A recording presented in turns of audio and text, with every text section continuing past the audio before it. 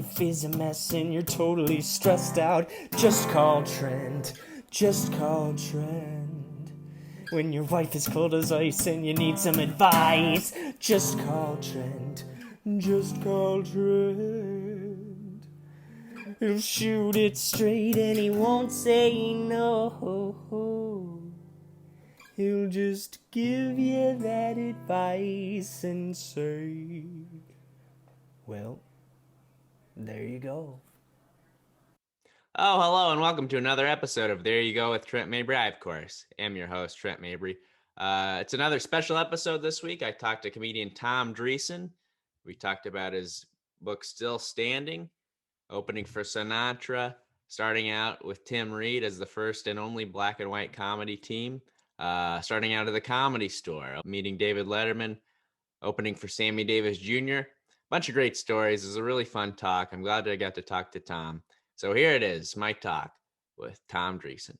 I saw you just posted that you made your return to the Laugh Factory at it's actually over a year.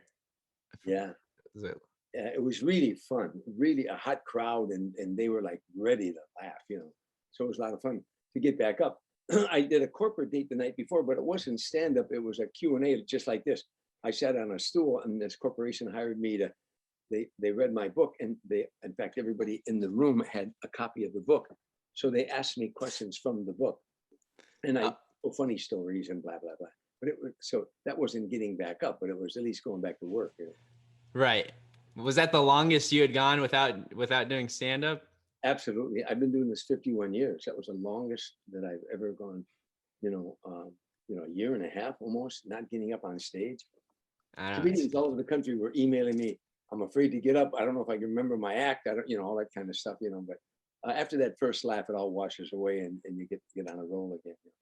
Right. Yeah, I had the same. I've been doing this since I was 17, and that was the longest I've ever gone without taking a break since I started. And you look like you're 18 now. I know. I get that a lot. I hope you get it all your life. That's good. Yeah, me too. But yeah, you're right.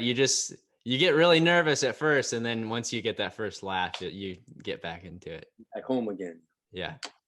But so when did you realize you wanted to start doing comedy? Because you kind of started, you didn't realize what you wanted to do early on, did you? No, I never thought in my wildest dreams I'd ever be in show business. Never. Not when I was a kid, not when my years in the service. Coming out of the service, I got married, I had 3 kids, I'm working all kinds of different jobs. Never thought that I'd be in show business. However, I was wandering aimlessly and I knew it. I would end up in a bar with my buddies at 2:00 in the morning. I'd look around and say, I don't belong here, but I didn't know where I belonged. And I joined a civic group. I actually started praying. I really did. I said, God, this can't be what I'm supposed to be doing, on this planet. And I joined a group called the JCs, a civic group, Junior Chamber of Commerce. And they taught community, leadership training programs through community activities. If there was a problem in the community, we attacked that problem. They taught you how to serve on a committee, how to chair a committee, how to get up in front of an audience, things like this. Anyhow, one of the problems facing our community in those days, as it is now, were our young people using drugs. So I wrote a drug education program teaching grade school children the ills of drug abuse with humor. A concept I had, playing records, getting the kids' attention, making them laugh, and then planting the seeds of the problems in our community. And again, I'm praying, God, what is it I'm supposed to be doing? A white guy named John DeBoer was going to help me with this project. The day that I pitched the project at a JC meeting, I wanted them to sanction it as a JC project. A young black guy from Norfolk State College, graduated Norfolk State College, and E.I. DuPont recruited him into Chicago. And he joined the JCs. And he came up to me afterward. He said, I'd like to work with you on that drug education program. I said, gee, I'm sorry, I got a guy. But again, as fate would have it, the next morning, my friend John DeBoer called me and said, I can't do that project with you. I have a new job. So, I said, gee, what was that other guy's name, that black guy's name? Oh, yeah, Tim Reid, So I got a hold of him. I said, you want to do this? Yeah. So we worked on the project for weeks preparing it. And we went into the classrooms and the program became very successful. on how to teach drug education at an elementary school level. And the JCs use it as a model program through their publications in 50 states and in 22 foreign countries on how to teach drug education at an elementary school level. And one day, a little 8th grade girl was walking out of the classroom. She said to Tim and me, "You guys are funny. You ought to become a comedy team." Because we used to play off of one another, have fun with the kids. You know. The moment I got into the classroom, I knew that what a break this was, because when I walked in the classroom, the children were black and white, integrated schools. And so when they saw Tim and I, we were young guys at the time, younger looking than you at that time. And they picked up on us right away. And we got them laughing. And again, the program became very successful. So when that little girl was walking out of the classroom and said, "You guys ought to become a comedy team," we started writing what we thought was material. We thought that was a good idea. And there were no comedy clubs in those days. Right. So we had to get up. We went to jazz clubs, and when the jazz group would take a break, we'd try to get up and do a few minutes, And I got the bug. The first time that I went on stage with Tim, that I got a laugh with something I had written, it was like one of those old B movies where the dark clouds open up and the sun bursts through, and my whole being went, "Oh, yeah, this is what I want to do. This is what I've been searching for all my life." That if the thought that you might make a living making people laugh overwhelmed me. Right. That you can make a living making people laugh. I got up the next morning. It was a Friday night. I got up the next morning and went down to the church where I had been an altar boy when I was a kid, where I sang in the choir. Actually, my mother sang in the choir in that church, when she was a kid. But there was no service. It was a Saturday morning. And I got on my knees. I prayed. I said, "God, now I know what I want. I want to be a comedian. If you can let me make my living as a comedian, I'll do charities." I was making all these promises. And that was September 1969. In September 2019, 50 years later, almost to the day, I went back to that church and I gave a sermon on the Sunday Mass on the power of prayer. And I told the audience, I knelt right there 50 years ago and asked to do what I'm doing today. And I've been doing it for 51 years now. Yeah. Long story, right? Long answer to a short question. No, it was a good story. We became America's first black and white comedy team. We Right. stayed for 6 years. Tim Reid, as you know, later went on to become Venus Flytrap on WKRP. Yeah. Cincinnati. He was on a show called Sister, another show called Simon and Simon. He's been on 10 sitcoms. Yeah. We're the best of friends to this day. We paid dues like no other comedy team ever had to pay. And we wrote a book about that in 2005 that now may become a miniseries. They're talking to about becoming a miniseries. Oh, really? What it was like being America's first black and white comedy team. Well, yeah, you had a lot of, as you'd expect, you had a lot of crazy shows, crazy stuff happen. Some guy threw, was it bread at you? Some guy threw bread or something at you? I went outside the University of Illinois and packed a snowball. Oh, that's right. Yeah. You right in the face with it, And I went berserk. If I'd have caught him that night, he'd have never got out of view of eye, I'll tell you that. But he ran out the door, Anyhow, that's another story. Yeah, on the fourth time on stage, a guy put a lit cigarette out in Tim's face and tried to beat the bejesus out of me. And I boxed when I was in the service, but he outweighed me by over 100 pounds. It was a real Donnybrook. But for the most part, people love what we did. There was always that one element. It's an interesting thing about racism. If we were in an all-black club and there was a black guy who hated white people, hated them with a passion, he wasn't mad at me. He was mad at Tim for being with me. If we worked a redneck place where there was a white guy who hated black people, he wasn't mad at Tim. He was mad at me for being with Tim. Mm-hmm. I was the N-word lover, and he didn't mind calling me that, him and a few other guys, But we survived all that. For the most part, people like what we did. We're the best of friends to this day.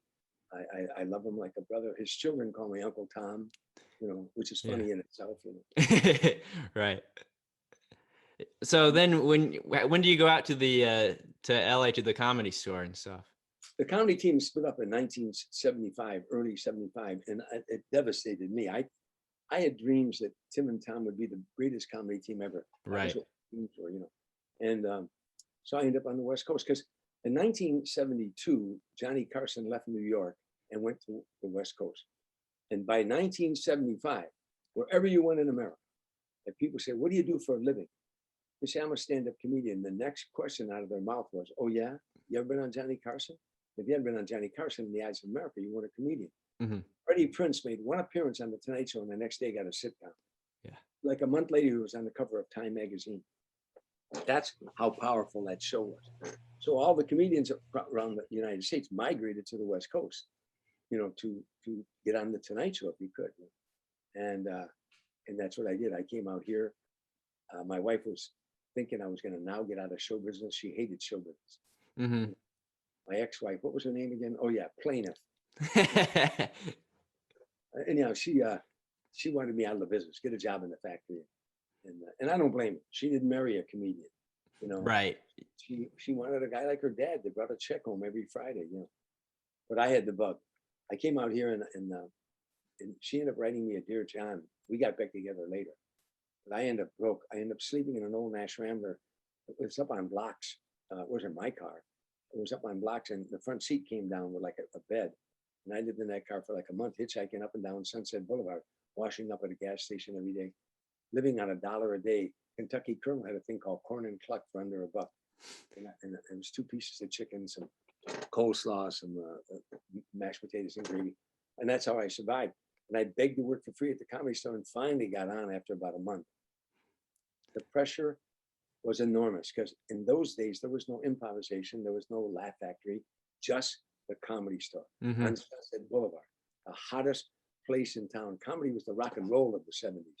Guys were getting discovered. Guys would go every night at the Comedy Store. People were coming in, talent coordinators from all the shows and the Tonight Show. Yeah. But I finally got on the regular schedule. I worked my butt off, and finally I went back to Chicago, did a couple gigs, brought my wife and kids back out here, got a little apartment in Van Nuys, and then just did everything I could to finally get the Tonight Show's attention, and that happened one night. Who were the guys that were around when you arrived at the Comedy Store? Well, by the time I got there, by the time I started working I was working with all these unknown comedians. David Letterman, Jay Leno, Robin Williams, Gallagher, Michael Keaton. The girl waiting tables was Deborah Winger. Yeah.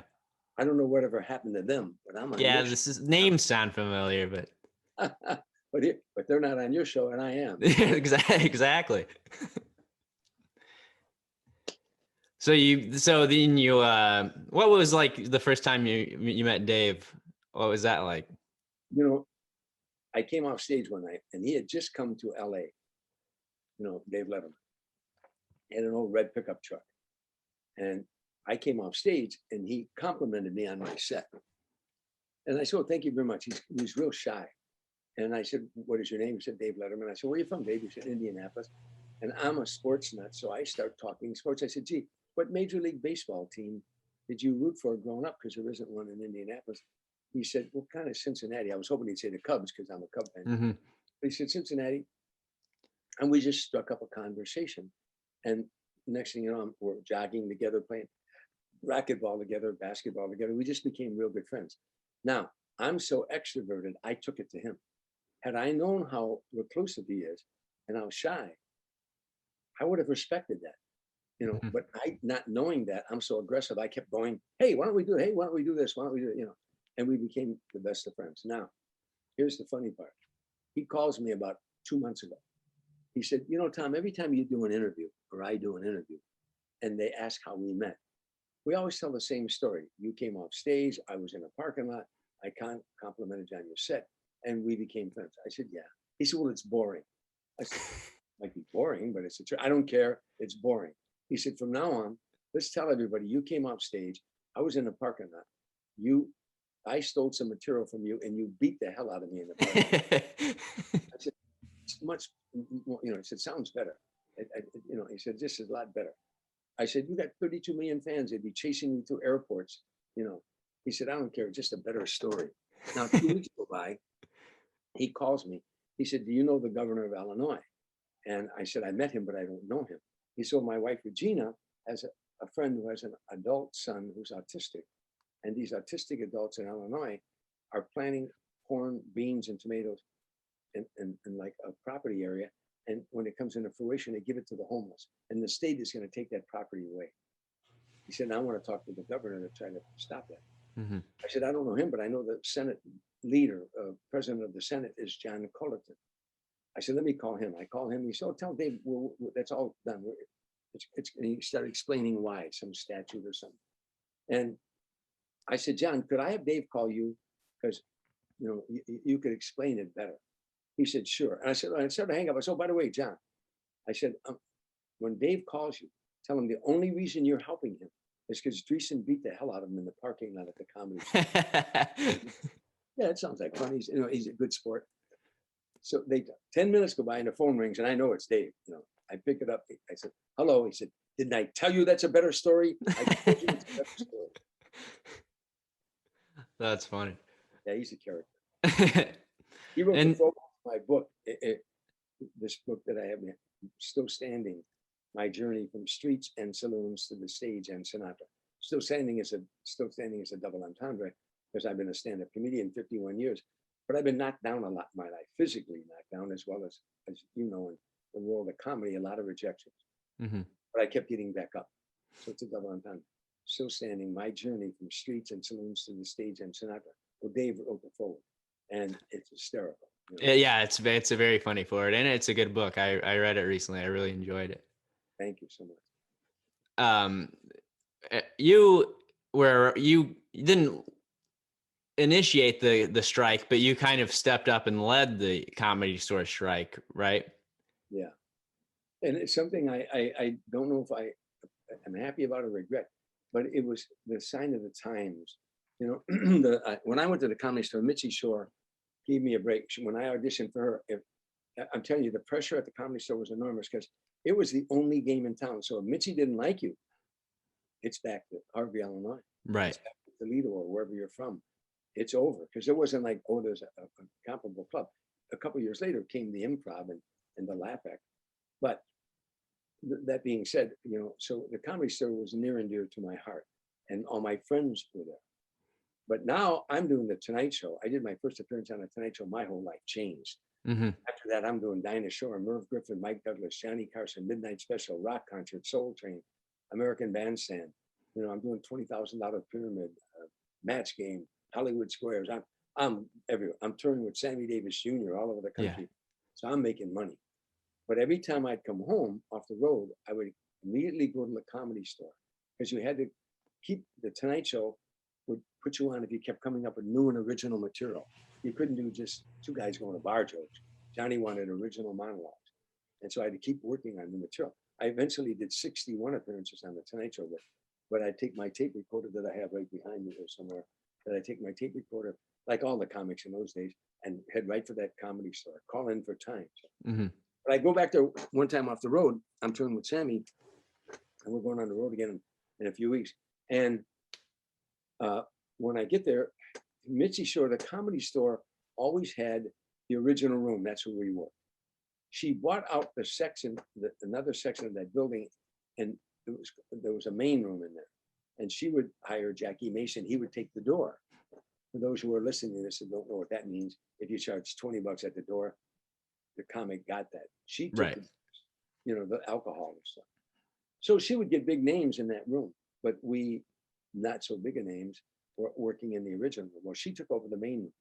Now, when I come off the road one time, I go to the Comedy Store, and they tell me, I go in the original room. They said, no, Tom, you're in the main room. I said, the main room? And I go in there, and I'm on stage with Robin Williams, Jay Leno, Elaine Boozler, David Letterman. Took like 5 of us. The place was packed.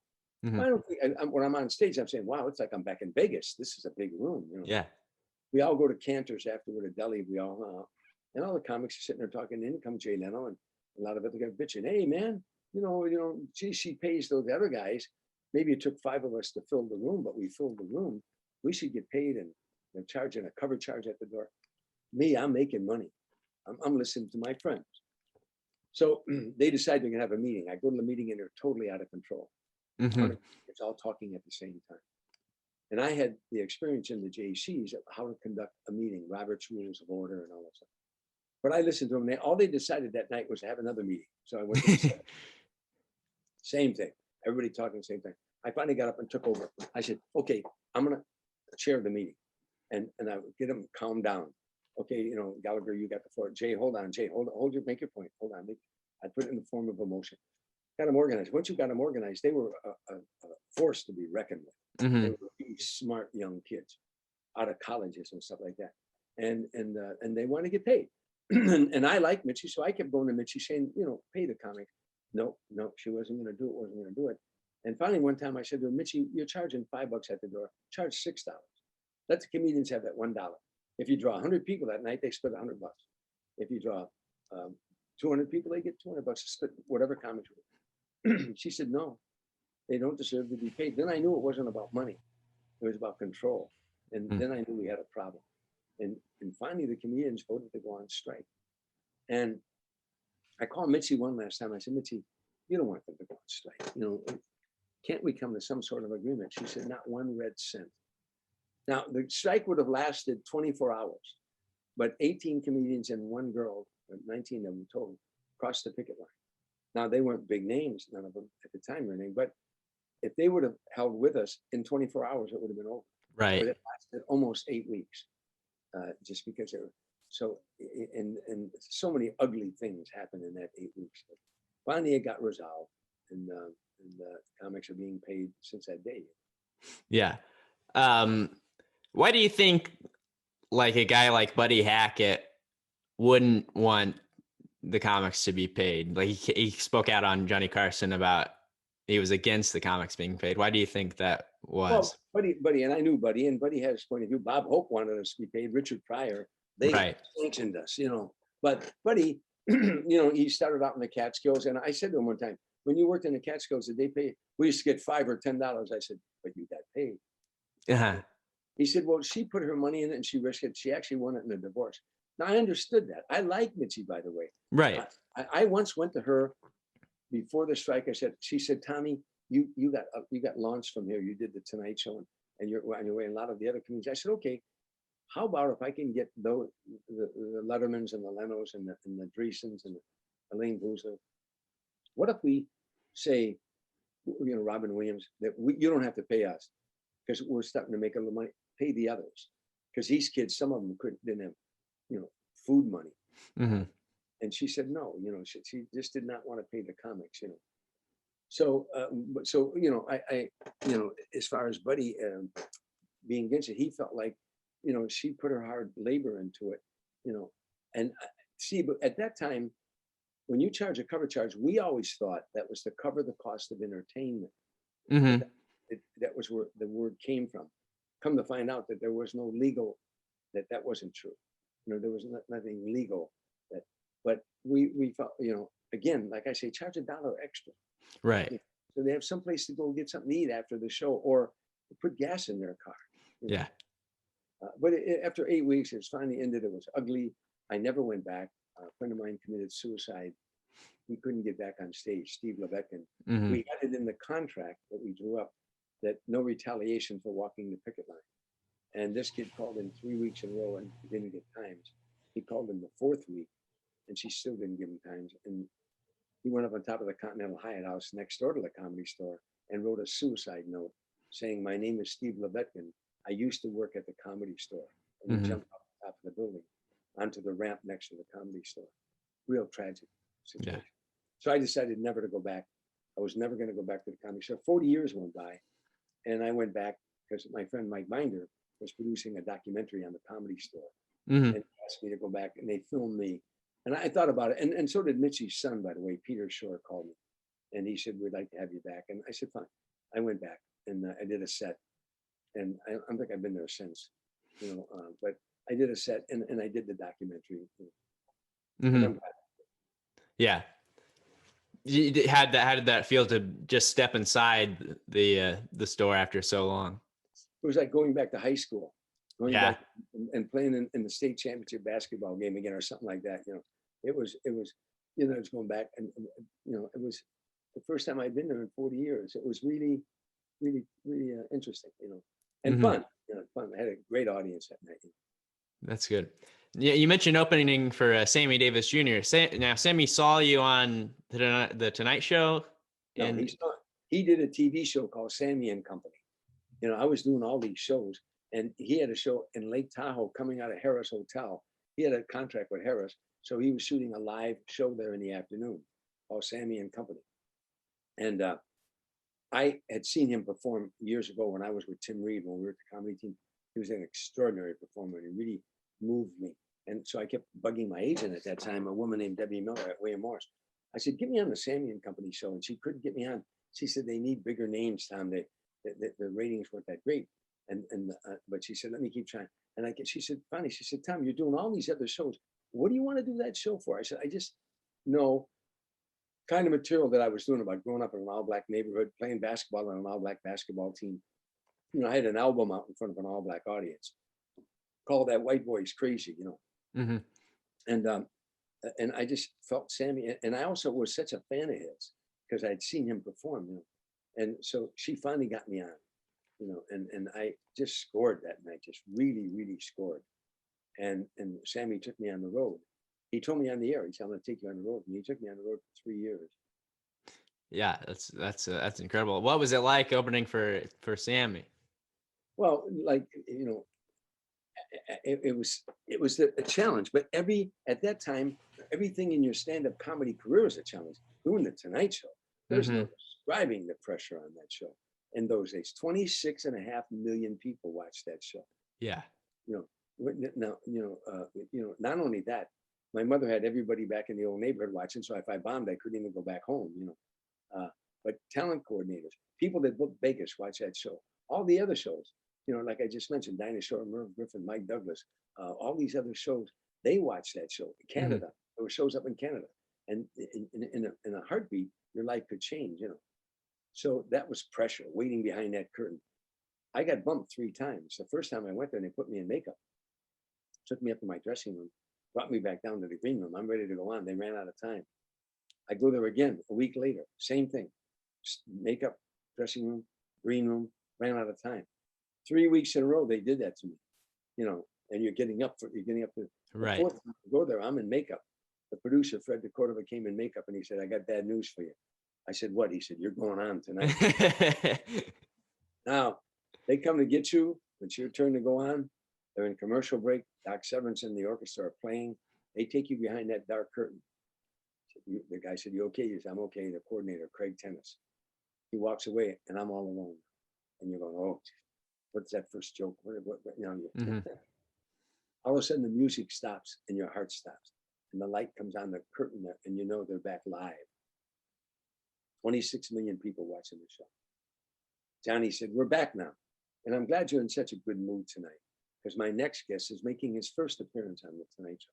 Will you welcome, please, Tom Dreesen? Now, that one line, I'm glad you're in such a good mood tonight. You know, that one line sets that audience, you know, and never does that again, only on your first time. But I got out, you walk through that curtain, the bright lights hit you, you can't see your spot. There's a spot on the floor you got to hit. You can't see the audience there in the darkness of the shadows. There's a red light on the on camera, and you get your first joke out, it gets a laugh. Second joke gets a laugh. Third joke, I'm on a roll now, it gets a laugh. Fourth joke, you hear Johnny and Ed laughing behind me, Johnny Carson, Ed McMahon. Now I'm really on a roll. I end up getting 8 applause.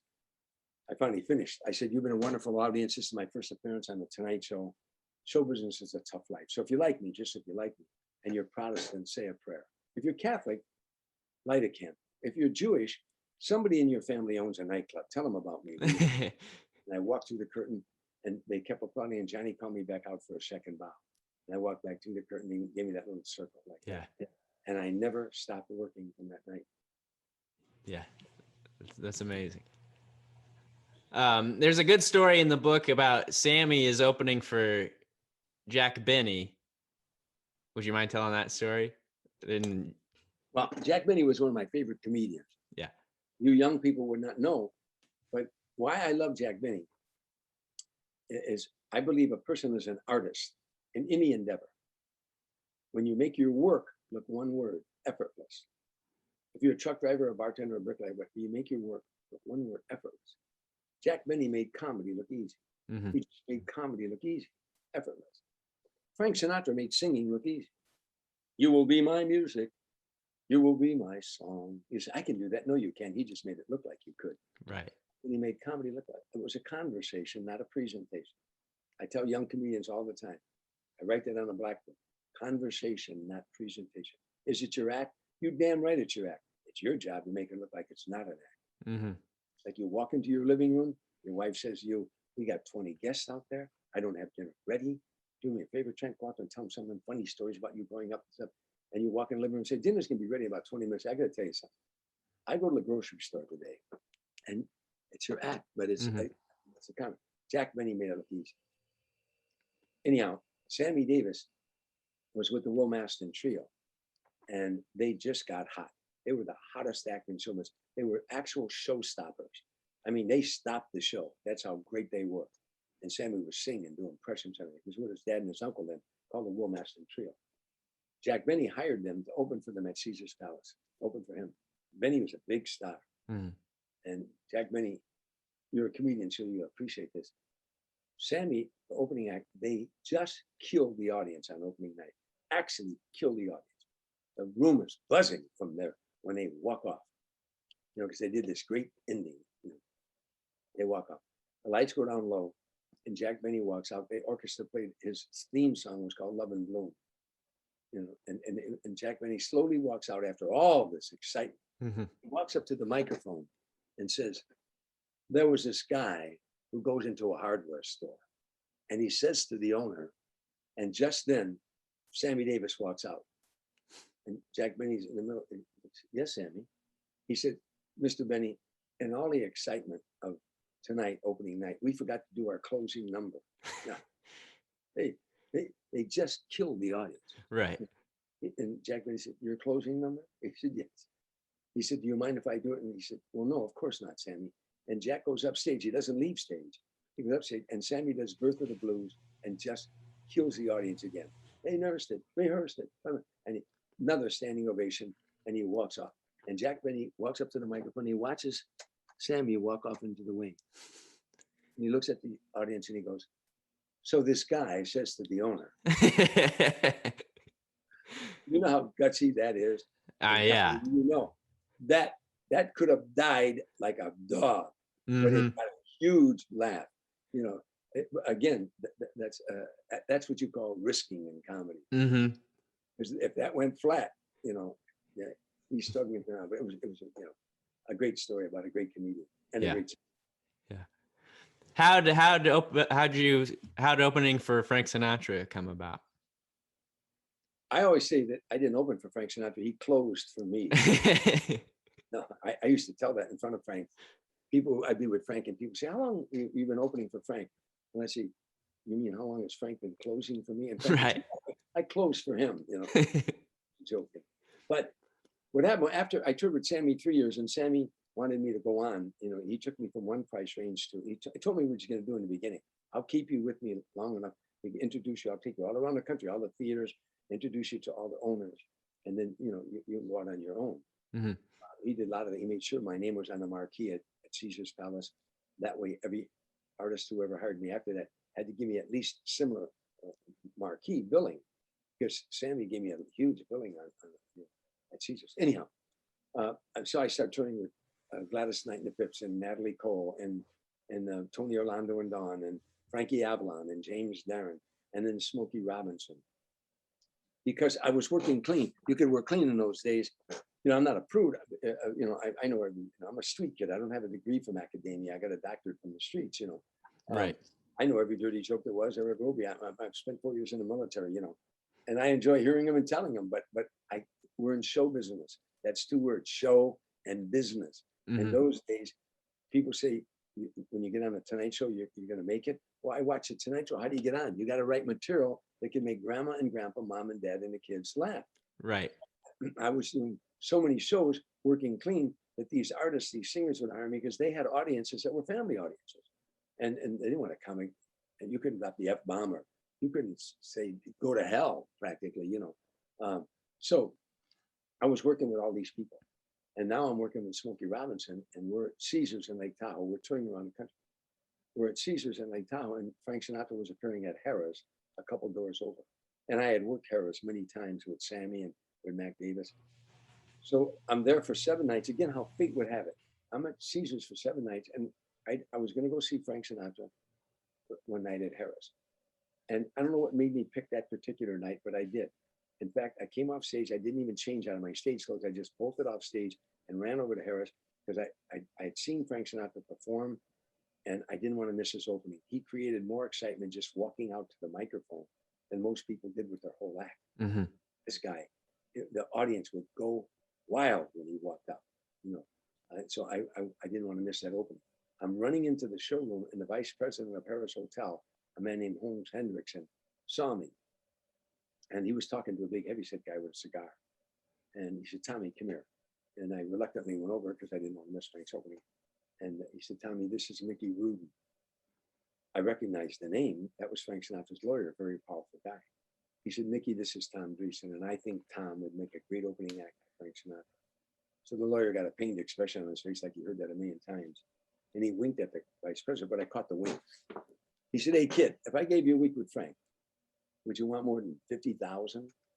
And I said, Mr. Rubin, put it this way, if you gave me a week with Frank, would you want more than 50,000? He said, I like this kid. And he started laughing, you know. And a week later, they gave me a week with Frank at the Golden Nugget in Atlantic City. And I thought, well, I'll work with him 1 week. I'll try to get my picture taken with him, hanging every bar back in Chicago. You know? And but the second night I worked with him, he and his wife took me out to dinner. And I can remember like it was yesterday. We were having dinner. He set his knife and his fork down, and he looked at me. He said, I like your material, and I like your style. I'd like you to do a few other dates with me if you're interested. And I didn't say, let me check my calendar. I said, oh, yeah, you know. And it turned into 14 years, 45, 50 cities a year. The greatest friendship. I stayed at his home 6 times a year. I flew all over the world in his private jet. A friendship I'll never forget. I was a pallbearer at his funeral, and I spoke at his funeral. And I miss him every day of my life. He was a very exciting guy. Mm-hmm. The first time he invited you to his house, who were the people that were also staying at the time? Well, he had bungalows. He had a big compound in Rancho Mirage in down in Palm Springs area. And on this compound, I mean, that big house, the main house that he stayed in, it had a swimming pool, tennis courts, all sorts of amenities. It had one little house with nothing but electric trains, over $2 million worth of electric trains, and a big centerpiece where he would operate like 6 or 7 trains going from the East Coast to the West Coast. It was really a place, you know. And on the outer perimeter were all these bungalows, New York, Strangers in the Night, Tender Trap, My Way, named after his songs. And when I the first time I went down there, I'd been with him about 6 months. And these house guests were Gregory Peck and his wife Veronique, Kirk Douglas and his wife Ann, Jack Lemmon and his wife Felicia, Robert Wagner, Joe St. John, Angie Dickinson, Admiral Shepard, the first man in space and on the 5th lunar mission landed on the moon, Isaac Stern. I mean, it was just all these real people that I'd seen in the movies when I was a kid growing up in Harvey, you know, in the south side of Chicago. And so it was rarefied air. It was really interesting, you know. And then he had the ambassador from Italy and his wife. And I tell the story that the next morning after the initial greeting that night, dinner and cocktails and everything, next morning they had a brunch. And there were all these stars and these celebrities who had known Frank for years and years were in that room, and the ambassador from Italy.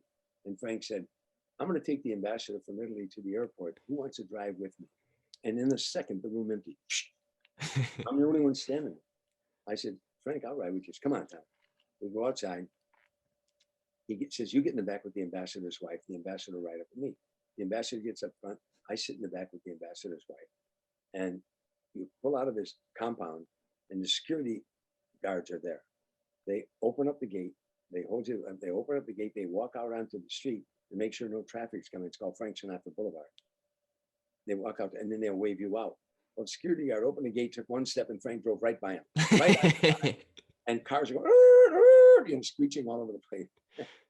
The ambassador's wife from Italy, her eyes got this big. She looked at me. Now, every stop sign he'd come to, he didn't stop at the light, like halfway into the intersection. By the 3rd stoplight, I realized now why that room emptied. Why that room emptied, and I was the only one in that room. By the 4th stoplight, she's got her rosary out. She's saying the rosary. But by the time, I mean, Frank's going from one lane to another lane. By the time we got to the airport, we drove out onto the tarmac to their private jet, right? She got out of the car. She's shaking like a leaf. She came up to me. She said, do you have to ride back with a hymn? I said, yes. She took her thumb and she made the sign of the cross on my forehead. And on the way back, he's doing the same thing. He's cutting people off. If he wants to go from this lane to this lane, he didn't put a directional on. You know, that's for you civilians, not trying to shoot. He'd go over here, shoot. Now, we're on the way back. He cuts a guy off. A guy behind us, the guy in the station wagon, goes up on the center divide there. And he goes up on that center divide. I said to myself, holy shit, he just cut this guy off. Now, Frank's oblivious. He's driving and he's saying, yeah, Tommy, when I worked with the Count Basie band, that was some band. And I'm saying, you cut that guy off. Now the guy backs up and is chasing us. Now the guy finally catches and he's on my inside here on the passenger side and he's cursing at me. Son of a bitch. He's cursing at me. And I go, he's driving, not me. The guy went, he said, Sinatra, Frank Sinatra. And I went, yeah, he goes, So he wanted to go home and say, honey, you ain't gonna believe who damn near killed me. Frank Sinatra. It was right. We get back to the compound and everybody's having, get together on a tennis court. And Robert Wagner said, did you enjoy your ride to the airport? RJ, you ain't gonna believe. He said, you don't have to tell me. I know, we all been there. But the thing was, Frank was a terrible driver at age 21. People who knew him said he was the worst driver in the world. So you can imagine in his 60s. Right. Did you ever have any interactions with Dean Martin? Oh yeah. I played golf with him. I did the Dean Martin roast, Oh, really? Yeah, I did the Dean Martin roast. I did a couple of those. I did some dates with him. I did some shows with him. And his children to this day are my dear friends of mine, Craig, his son, and Dina and Gail. I mean, I introduced Gail to her husband. Oh, really? Yeah. But anyhow, I love Dean Martin. He was a wonderful, wonderful man, and an extremely talented guy, and very quiet. Very not.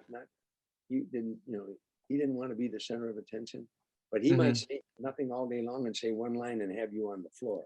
The line of the day, Yeah. He was a very good comedian. People never recognize.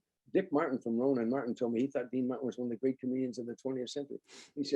Dick said, when I was a bartender, before he was with the company, he said, I would watch him and Lewis on the stage. He said, Dean was very funny, very clever, and he was, and a good guy. And by the way, the toughest guy in the Rat Pack.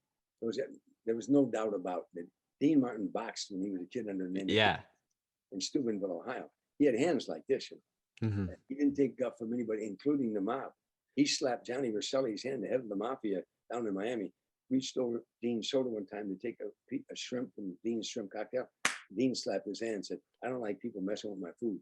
In a wiretap later on, it's in a book a guy named Romer, Roemer, wrote about. He was a former FBI guy. And when he retired from the FBI, he talked about these wiretaps between Sam Giancana, the head of the mob in Chicago, and Johnny Rosselli, the head of the mob in Miami, talking to one another. And Rosselli wanted Dean Martin dead for that incident. Really interesting. Yeah. I love going back and watching the Dean Martin variety show and stuff. Big fan of Dean. Yeah, big guy. He was a great guy. There's a good story in the book. You also told it on Letterman one time about Sinatra's 82nd birthday. Would you mind? Well, and Frank's 82nd birthday, he was very ill, and in fact he died 5 months later. And a lot of his friends were there for the dinner, and we were waiting for the cake to come up. We had dinner. Everybody's waiting for the cake to come out. And Frank hadn't said much that night, and sometimes we didn't know if he was quite with us. He'd be there, and then, didn't know if he was quite with us, And he was off to the side, and we were all sitting around the big table. And the woman that used to take care of him, a black woman named Vine, had been with him for years and years. She was helping him cut his food and helping him because he was getting old. He had his head down, he wouldn't say anything. And somebody were making small talk, waiting for the cake to come out. And somebody said, where's the best place to live, do you think? And Gregory Peck said, Veronique and I have a villa in France and we like it there. And Robert Wagner and Joe St. John said, we have a place in Aspen and we like it there. And Frank, with his head down, said, the best place to live is where your friends are. And everybody went, oh, yeah. Because my point of this is, here's a guy, arguably the greatest career show business has ever known. Academy Awards, several Academy Awards. He had Grammys, Emmys. He amassed a fortune, hit records. Sold 175,000 seats. People saw him in Brazil one time. everywhere I went with him, 40,000 seaters in Hawaii outdoors. He sold out 20,000 seaters. This is a great career. But in the end, it wasn't about any of those things. It was about relationships. Right. And that's the last lesson Frank taught. And he taught me. Yeah. It's a beautiful story. Do you have any do you have a favorite moment from opening for Frank? Like a favorite show or anything like that? Well, there's so many. I mean, wherever you went, he created so much excitement, so much excitement. So there was I say to you, Trent, this is what you have to do. When you're going to open for Frank Sinatra, there's 20,000 people at the Nassau Coliseum or whatever. There's 20,000 people. It's 5 minutes before the show. I want you to go out there, Trent, and I want you to hold this theater. It's in the round. The people are all around you. They're not in front of you, proscenium. 20,000 people all around you. And I want you to go out there and I want you to hold their attention for the next 40 minutes. One more thing, I want you to hold their attention. I want you to make them laugh for 40 minutes. Oh no, one more thing. I want you to hold their attention, make them laugh. But I want you to make them laugh when you want them to laugh. I want you to pull the strings on the emotions of 20,000 people. No props, no tricks, no charts, no special arrangement, no special lighting, no orchestra, nothing. It's you and 20,000 people. And one more thing, Chuck, not one of them came to see you. They all came to see the other guy. So those are moments that I cannot tell you are like that when you get them and you kill that crowd and you get that crowd up to this guy. I mean, there's so many of those nights. But I do remember a very funny night, and I have pictures of this in my one-man show that I showed it. Whenever we worked at casinos, usually if I worked the big arenas or something like that, it might take an intermission after my show, but we were casinos when I finished my show. If we were in Vegas, Tahoe, Reno, Atlantic City, I'd say, good night, everybody. And as the orchestra's playing me off, I'd exit stage right. Frank would enter stage right. We'd crisscross. And he'd get to center stage, and the band would still be vamping. He'd say, Tommy Dreesen, ladies and gentlemen. Tommy, come back and take another bow. There he is. There's my man, my main man. And I would take what they call a half bow. I'd come out halfway, and I'd wave at him and wave to the audience and go. But this particular night, I'd been with him like 10, 11 years. And before I went on stage, a stagehand had a camera, a small camera. They didn't have cell phones in those days. Mm-hmm. He said, Mr. Dreesen, could I have a picture with you? And I said, sure. And Jack took the picture. I said, can I use your camera? And I took it out on stage with me. And I was having fun at one point in the audience. I said, I can't stand. I said, well, you're a great crowd, but I can't stand people who say, you're the best audience, that patronize you. But I have to say, you are the best audience I've ever worked in front of. Do you mind if I get a picture and I take this camera? I said, you mind if I get a picture? The small camera. And I go like this. And can you get in a little bit closer? It's like 2,000 people there. And just get some last word. Now, the show's over and I'm done. And like I say, I take that half bow. I always take that half bow. But this night, when Frank called me back out, I went all the way up to him. The band's up, and now I'm right in front of him, and he's looking at me like, "What are you doing?" We've been together 10 years. I never do it. I'm right up there, and the band's vamping down. His son Frankie Jr. is conducting, and he's a serious kid, very serious. And he's looking at me. What are you doing? And I said, "Can I ask you a favor?" And Frank said, "I'm trying to start the show." I said, "Could I have a favor?" He said, "What do you want?" I said, "Could I get a picture?" And he said to the audience, "You believe this guy? I'm trying to start the show. He wants to take a picture." He said, "All right." I gave him the camera. I said, "Get a picture of me and Frank Jr. Luckily, a woman in the audience took that picture. And I used that in my one-man show. It shows Frank with the camera in his hand. And I said to everybody, you notice that's a camera in his hand, but that ain't a smile on his face. But he took the picture, and I got that picture. But Frank Jr.'s got a big grin on his face because Frank Jr. was a very serious guy. Mm-hmm. Under his breath. Can I swear on this show? Yeah. Okay, under his breath, he's got this big grin, and he says, he's going to fucking kill you. But he didn't, and then we laughed about it later. And it was my point, that when I tell that story and show those pictures in my one-man show, it shows you the relationship I was fortunate to have with him. Mm-hmm. The show to him was very serious. You want to fool around, you want to party all night, he partied all night. Showtime, you better know your job, because he knew his, and everybody, he wanted the best arrangers, the best musicians, and I like to think the best comedians. But the show was he always said, Tommy, party all you want, but come showtime, be ready and know what hit your spot, know what you're doing. I once said to him, why do we wear tuxedos? He wanted to wear the only night we didn't wear tuxedos was closing night in the casinos. But all the one-nighters, we wore tuxedos, and all the shows in Vegas and the Tahoe, Reno, Atlantic City, we wore tuxedos till closing night. Mm-hmm. Put on a suit and tie. But I said, why do we wear tuxedos? He said, Tommy, if we were going to do a show for the king and the queen, you and I, would we wear a tuxedo? I said, yeah. He said, that garage mechanic in Detroit and his waitress wife, who work all year long to buy 2 tickets to our show, they're just as much royalty as the king and the queen. We perform for them the same way we perform for command performance. And that's, he meant that too. Right? Yeah. There's a lot of great stories in the book. I really recommend it. Are you planning on going out back on tour and doing the one-man show and stuff now that things are opening up? Yeah. I love doing the one-man show. It's like a 90-minute show, but it's the theater goes, they're playing Frank Sinatra music in the theater, and then the theater goes dark and a screen comes down, and Dennis Farina, my good buddy who passed away, he narrates about 3.5 minutes of my life. And then I walk out and I do stand-up comedy. Mm-hmm. About a half hour, 25, 30 minutes. And then I segue over to a bar, and there's a bottle of Jack Daniels on a bar, which was Frank's drink of choice. And I tell a funny story at the bar, and all the lights go out in the theater, and on the screen, Frank Sinatra singing. It's 2:45. There's no one in the place except you and me. And I'm sitting at the bar. Set him up, Joe. I got a little story. I think you ought to know. Anyhow, when he gets to the chorus, make it one for my baby and one more for the road. He goes off screen and the spotlight hits me. And now I'm in a bar and I've come home and the audience is in a bar with me. And I tell him the first time I heard that voice, I was 8 years old, shining shoes in a bar, and he was on the jukebox. And then I take that audience and that little boy from the south side of Chicago, hearing Frank Sinatra on the jukebox, to one day carrying his coffin out of a church in Beverly Hills, California.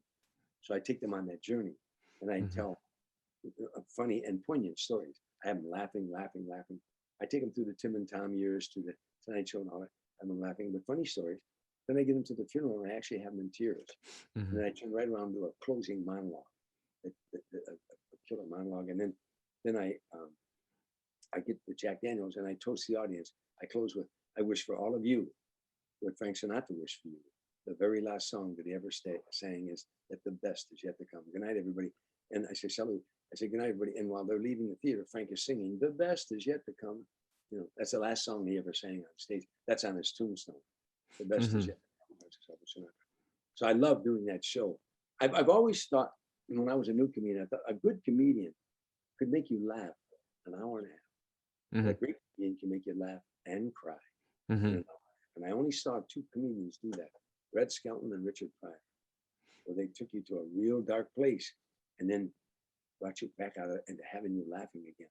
And I always thought that that's a challenge for a comedian, because when we get them on a roll, we don't want to let them up, right? Ding, ding, ding, ding, and then get out of Dodge, But I just always wanted to challenge that, and that's what the one-man show is about. Sometimes I call it the man who made Sinatra laugh. Sometimes I call it an evening of laughter and stories of Sinatra. I go out on the road. I MC corporate events. I know how to MC to keep a program moving. Right. So many things in my life where the MC, the night just goes on and on and on. But I learned through the years, and corporations will hire me. I know how to look at what they want said for the night. And I'll say, okay, this should go here. That should go there. Let's go here. And then I can do a monologue within the confines of that. Or I can just go corporate dates and do stand-up comedy for 45 minutes or an hour, whatever you want. Or I can do my one-man show. And when I'm not doing that, I give motivation talks, because I've read so many books on the powers of the mind. I love to give motivation talks. I speak on 4 subjects: perception, visualization, self-talk, and develop a sense of humor. And I do it for corporate events, universities, high schools, but I also do a special one for comedians called The Joy of Stand-Up Comedy and How to Get There. As you know, if you don't know, I always say 85% of all stand-up comedians I've met in my life are insecure, neurotic, sometimes psychotic, loved, starved wrecks, absolute wrecks. And the other 15% are gifted, confident people who say, I know how to tell a joke and I know how to write one. And I like to think that I'm in the latter, but never trust somebody that tells you they're sane. But I mean, so that keeps my life up. And then you're writing a book and all that good stuff. Right. Well, thanks for doing this. We'll wrap up with this. What's one thing you know now that you wish you had known when you were first starting out? In comedy? Yeah. Yeah. Well, you know, that, I mean, I've learned so many lessons in stand-up comedy. That's a real good question. What's that I wish I'd have known, that it's going to be okay. You know, when we start out, we take ourselves just way too serious. And here's something else that I tell comedians all the time. There's a great Hindu proverb that says that there's nothing noble about being superior to another man. True nobility is being superior to your former self. Some people credit that with Ernest Hemingway and some with the Hindu proverb, but when you're a new comedian, you're always comparing yourself to somebody else. See, I started out with Trent. He's doing this. I'm not doing that. Blah, blah. You know, your only competition as a stand-up comedian, your whole competition is your former self. Am I a better son than I was last year? A better father than I was last year? A better friend? Am I a better comedian than I was last year? Listen to those tapes. Have I grown in the last year? Have I added more material to my act and stuff? You know, that's your only competition, your former self. I wish I would have concentrated more on that earlier, you know, and also there's so many things. When you're married, I was married and had children, you know, married and had 3 kids the first day I went on stage, making no money. I was on that road a long time. I was on the road. Those kids probably wanted me home. I took them out of the schools in Illinois and brought them out here to California, uprooted them from their cousins and their friends and their kids' school friends. And they never stopped saying, I love you, Dad. You know, but I know that we try to bullshit ourselves all the time. I'm doing this for them and I'm doing that. You know, you're doing it for you because that's what you wanted to do in life. You know, but I'm going all over the place here. You know, No, it's all good. But I mean it's a selfish endeavor because if you're going to be a comedian and you're going to try to survive in this world of comedy, you know, then it's going to take dedication and a lot of dedication, and it's going to also take a lot of time. You know? And but I would have tried to. Family is the most. I would have tried to spend more time with them. We're real close to this day. I talk to them all day long, and they only live not far from here. I see them all the time, you know. But that's it. I went all over the place to see if I could come up with something more profound. No, I enjoy it. That was a good. I enjoyed it. All right. Yeah. You know, again, and the other thing too is you know, at the end of your life. And by the way, you know, they always say, you know, I'm on the back 9, Tommy. I'm on the back. Well, I'm coming up 18, you know. I've been in show business 51 years, you know. At the end of your life, it's really all about memories. Make good ones. Make some good ones. Because in the end, that's all you have. And I'll stop with this. Frank Sinatra taught me that lesson. Coming out of the Waldorf Astoria one night, we were, and you probably read it in the book, but I'll repeat the story. But we're coming out of the Waldorf Astoria, we're rushing out the back, we're going to do a show. And we had to go out the back because Frank couldn't go out the front, he'd get mobbed. We're rushing into the limo. Security was taking us to the car when a woman jumped out of the doorway and she started screaming, Mr. Sinatra, please, Mr. Sinatra, please, please. He was getting in the limo and the security was holding her back. He got out of the limo and he said, what is it, ma'am? She said, my husband is home sick. He's terribly sick. If you could sign an autograph, it would mean the world to him. Frank said, sure. And he signed the autograph. She had a pen and everything there. He signed it and she said, oh, what beautiful cufflinks. They were a couple $1,000 cufflinks. I know where he got them at. They were really a fantastic set of cufflinks. He said, thank you very much. He signed the autograph, took the cufflinks off and gave them to her and said, give these to your husband. She said, oh, no. I don't want them. I wanted to admire them, but I didn't want them. He said, no, I want your husband to have them. We get in the limo and I said, Frank, that was beautiful. Why did you do that? He said, Tommy, if you possess something that you can't give away, then you don't possess it. It possesses you. Yeah, I never forgot that. He said, it's okay if somebody says they like your Mercedes Benz and you don't give it to them. But when you're alone in the bathroom, shaving, looking at that guy in the mirror, you got to admit that car owns you. You can't give it away. He said Aristotle Onassis had billions of dollars. He had yachts, private jets, mansions. And the second he died, it transfers. So nothing we have is ours. We're only using it. Mm-hmm. All this, all this drive in us, in the end, all you have is memories. So make some good ones. Right. Thanks for doing this, man. I really appreciate it. Well, I was glad to do it. Yeah. Have a good one. Hey, baby, I hear the blues are calling. Tossed salads and scrambled eggs. Mercy. And maybe I seem a bit confused. Yeah, maybe. But I got you pegged. But I don't know what to do with those tossed salads and scrambled eggs. They're calling again. Scrambled eggs all over my face. What is a boy to do? Mabry has left the building.